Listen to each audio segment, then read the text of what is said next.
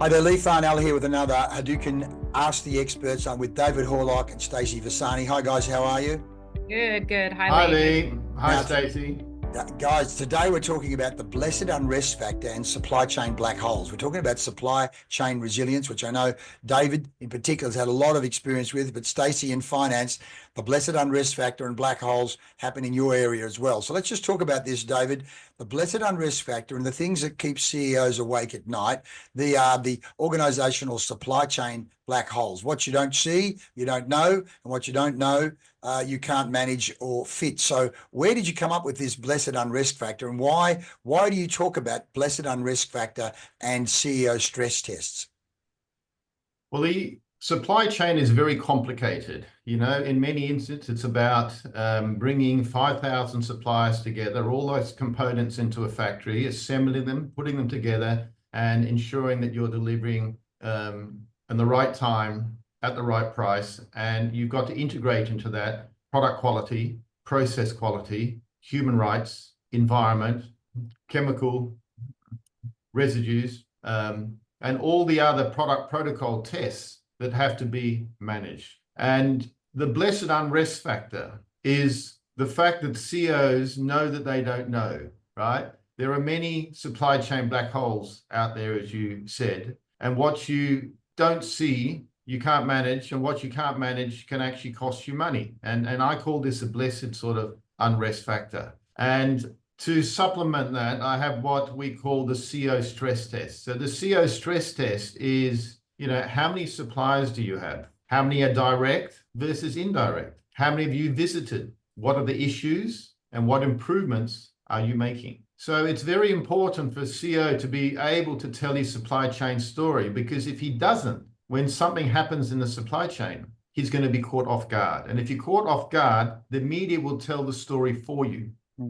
Right? And this is when you end up with big issues. So for example, since the year 2000, the number of supply chain incidences have gone up 200%. 20% of those are over 200 million. The average is 20 million. So this is a huge risk for any business. And the reason they've gone up exponentially is because of social media.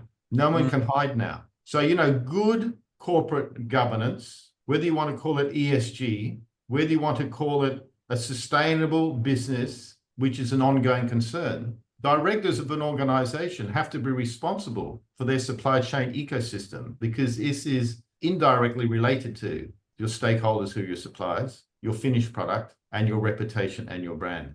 Wow. And as you say, people like Nike and a range of others have been caught out with supply chain issues, as you say, whether it be child labor or a range of things, and it costs millions and millions of dollars, not only in recompense, but in brand image and perception in the marketplace, doesn't it? Yeah, and Lee, you know, there's many companies that have been caught in this, and even companies that are doing it very well, you know, whether it's Coca-Cola or Nike or Gap or Disney or Woolworths or Nestle. I mean, everybody's been there, even the great companies in the world that build resistance. But, you know, they bounce back because they can tell their supply chain stories, and they do have systems and processes in place, and they don't tolerate these things when they happen. And some of those organizations that have had their train crashes have the best systems out there. And the reason is because they understand that hope is not a method.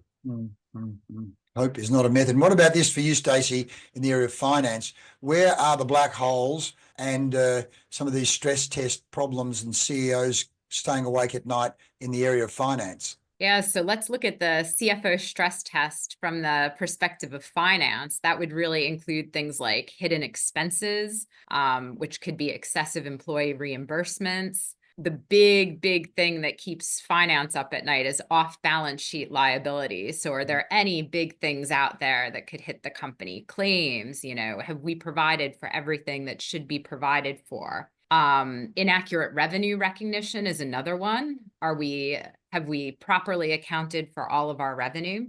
Unhedged foreign exchange risk, working capital inefficiencies. There's many areas that can represent black holes. So these, like with any other area of the business, it really needs to be addressed with best practices, which include cross-departmental collaboration, like David mentioned, finance as a business partner, and of course, regular audits, best practice in terms of risk management and compliance. And I'm thinking, as you're talking, in the area of sales, there's all sorts of black holes there, everything from sales planning to the way forecasting is done, to certainly in the area of sales training and sales coaching, the way management and leadership goes on, the sales culture, the use of the CRM. There's so many potential areas for lost sales where the board think things are sailing along beautifully, but in fact, there's all sorts of black holes in the area of sales as well. So as you say, David, hope is not a method.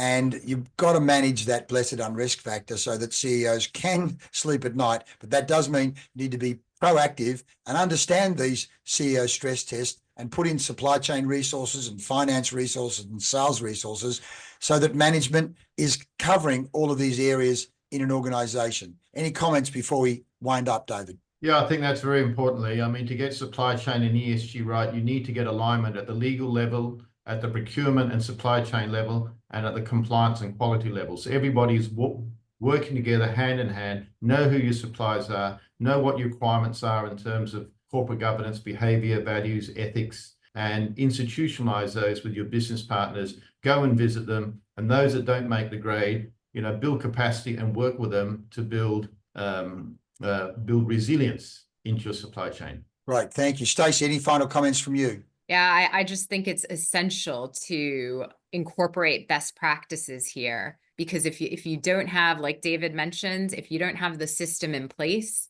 then hope is not a method. You need to know that there is something underlying, something operating in your business that will enable you to catch these black holes, to improve your visibility. Fantastic. So if you're a C-suite leader who wants to engage, learn and grow with leaders who've been where you are heading, learn from people who've covered multiple regions, cultures, real world experience, and have high impact results, you can get that in one powerful session. You can tap into the three of us, 108 years of expertise in a 90-minute executive advisory power panel. It's your session where we help you brainstorm bold ideas. You'll gain second opinion from all three of us. We'll help you innovate and fast track problem solving with proven techniques we've used right across Asia. You'll get actionable insights that really will have an impact on your bottom line. Now, we only do 2 or 3 of these sessions a month, so apply now. The details are on the landing page. We guarantee you're going to get high impact results